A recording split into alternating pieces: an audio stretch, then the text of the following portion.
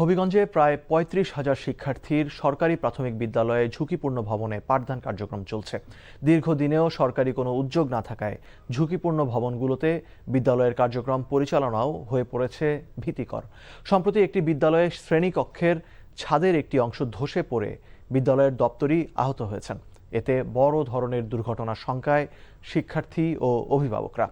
হবিগঞ্জ থেকে সেলিম মিয়ার পাঠানো রিপোর্ট।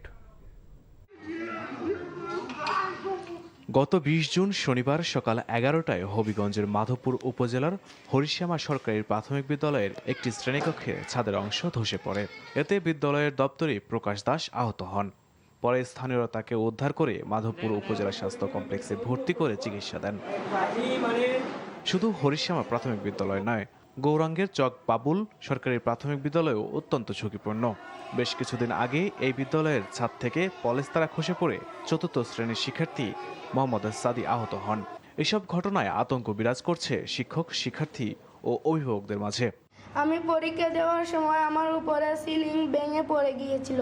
ঝড় তুফানের সময় ভাঙ্গে পড়ব দিকে আমরা মসজিদের বারিন্দার যে আমাদের স্কুলের ছাদ ফেটে গেছে, আমাদের স্কুলে আসতে অনেক ভয় হয়। তখন জানি বিল্ডিং ভেঙে পড়ে, দস্যা পড়ে, আমরা আতঙ্কিত আছি সবসময়। পরীক্ষার মধ্যে পরীক্ষা নিতেছি, একটা বাচ্চা বই রয়েছে, হঠাৎ করে দেখা যায় একটা চাকা নিচে পড়ছে, বাচ্চারা সরে গেছিল, আল্লাহ বাঁচাইছে। এই বিদ্যালয়ে বাচ্চাদেরকে ঝুঁকির কারণে ঝুঁকির মুখে ঠেলে দিতে চাচ্ছে না, আমাদের বিদ্যালয়ে পড়াচ্ছে না। বারবার বিদ্যালয়ের ভবনের ছাদ ধসে যাওয়ায় জেলার ঝুঁকিপূর্ণ প্রাথমিক বিদ্যালয়ের তালিকা চেয়ে জেলা চিফ জুডিশিয়াল ম্যাজিস্ট্রেটের কাছে আবেদন করেছেন জেলা আইনজীবী সমিতির সদস্য অ্যাডভোকেট রুহি দাস। বিজ্ঞত স্যাটিসফাইড হয়ে দুইটা আদেশই দিয়েছেন এবং বলেছেন যে আগামী ৭ কার্য দিবসের মধ্যে জেলা শিক্ষা অফিসার হবিগঞ্জ জেলায় কতগুলো পুরাতন জরাজীর্ণ ভবন আছে সেই বিষয়ে অবস্থা, সংখ্যা এবং এই বিষয়ের কি পদক্ষেপ সে বিষয়ে লিখিত ব্যাখ্যা দেওয়ার জন্য। জেলা প্রাথমিক শিক্ষা অফিসের তথ্যমতে ৯ উপজেলায় মোট ২৫৯টি সরকারি প্রাথমিক বিদ্যালয়ের ভবন ঝুঁকিপূর্ণ। এর মধ্যে ২০টি বিদ্যালয়ের ভবন অতি ঝুঁকিপূর্ণ অবস্থায় রয়েছে।